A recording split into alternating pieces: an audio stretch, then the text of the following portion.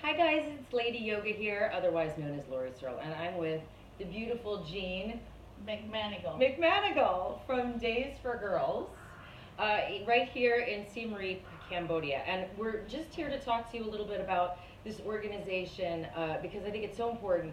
And if you're studying yoga teacher training with me, you might want to invest some time and some of your karma work project hours with this beautiful organization. So Jean, thank you so much for spending some time with me and sharing with me about your experience with Days for Girls. Tell me what it's about, how you got involved. I started to come to Cambodia in 2012. I've been coming a teacher. I was teaching just around the neighborhood around here. I had teenage girls, and there was like 3 or 4 days they wouldn't come to school. So I started to think about it, and I went to the director, and I said, my girls aren't coming to school like 4 or 5 days. Oh, well, they're home sitting on a cardboard box. Oh, well, it's exam time. They won't get to take their exam. She goes, no, that's the way it is here. The mother can't afford any hygiene products. So then another day a girl comes and says, teacher, I not feel good. I thought she was sick. So I said, oh, what? I not feel good. And she couldn't tell me because there's a shame related to it in this country. So eventually oh, she needs a pad. I said, go to the director and see if she has anything for you. She did. There was nothing. She got her coat on, went home, missed the exam. So I go back to the United States and I thought, can't happen. Can't have these girls uneducated, because if a mom has 7 kids and 4 are boys and 3 are girls, the boys get to go to school, the girls stay home and sweep the floor because they've got no sanitary napkins. So this wonderful woman called Celeste Mergens started Days for Girls, and it started for her in Nepal because they had to go out into a cowshed and stay there for 4 or 5 days. They couldn't touch the cow or they contaminated it. They couldn't hug the parents. They couldn't do the garden, or the cucumber would fall off and just wither. So they're out there in these huts for 4 or 5 days. It's winter. They build a fire. Sometimes they die. So she said, we can't do this. So she comes up with this beautiful kit, and they can take it to school. The boys won't laugh. There's no shame. They can put it around and just go off to school. It's amazing that there's no education There's no education. on the way we change as girls, as women. Their mothers don't tell them. Their mothers have not told them. And after the Khmer Rouge, nobody told anything. And nobody told anybody anything. It's fascinating to learn more and more about Cambodia the more time I spend here. But this is a great organization. So she came in the bag. They get a kit. They get 2 pairs of underwear, because we were finding out that even girls in Africa didn't have underwears to clip the pads to. So they get 2 pairs of undies, 1 washcloth, 1 bar of soap, wash their private parts, and then they get, these are we call them shields. And these are all made here, or they're made No, in the US? they are being made here too. That's another amazing. story. So this is the shield, clips to the panties. This comes out, this is flannel. They're all very colored, so even if they get stained, they can wash them and use them for about we're finding 3 to 5 years. Oh wow, Inside that's of this is polyurethane a little bit, so if blood went through, it wouldn't harm the shield. So they get 2 shields, like this, and then they get 8 liners, so they can, and they're all made of wonderful, it's really cool. the wonderful flannel. There's 6, now they're And folded, so now you have 6 thicknesses to capture the bleeding. Yeah.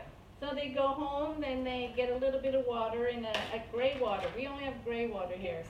And so they can put a dirty one. Yeah. They wet it, and they transport it home for mom to wash. And then they hang it out on the washing line, and sun sanitizes, kills bacteria. And the boys in the village don't even know what's hanging. The problem is they might just go get one and think, that's a good rag to clean my moto. And we tell them not to do that. That is part of it. This is a great program. Now, if you can't come to Cambodia to do this, how would one get involved? Right, there's chapters all over the world. England, everywhere. You can Google daysforgirls.org, put in your zip code, it'll tell you the closest chapter. A chapter is a bunch of ladies, probably my age, who we sew. We meet once a month and we make these. We sew them. If you can't sew, you can cut ribbon, or we'll have you cut the fabric, or we'll have you put the snaps on, because now the young girls are not sewing like we did. It was mandatory in school, And I so know, now so- we're losing a generation of sewers because we live in a disposable world. And so women menstruate 3,000 days a year. That equates to 8 years. 8 years, that's just one girl. We have no garbage pickup in San Rip. So where does this 3,000 days in their lifetime. In I their was thinking, I was lifetime. like, wait a Which minute. is great. That's No, a it equates long to 8 years. time. So now we're throwing it away. Yeah. We have no garbage pickup. So we find them floating in the sewer. They've Yeah. got plastics inside them. Yeah, I just read where there's a lot of plastics inside a Kotex pad. We're throwing them, it's not decomposing.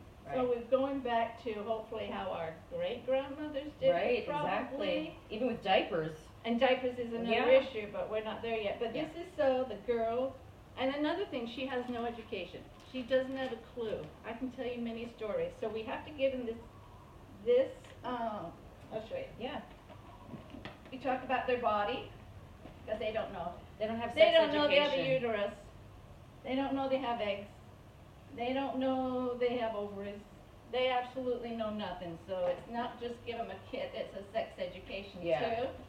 But, I'm sure there's many ways that you can donate your time for this kind of organization, regardless of if it's in Cambodia or, you know, anywhere around the world. But I love that you do this. so this is what they get, and they can count 28 days. They don't know there's 28 days to the next period, so they don't pack their kit ready. Yeah. And then if they ruin their uniform, they only have one.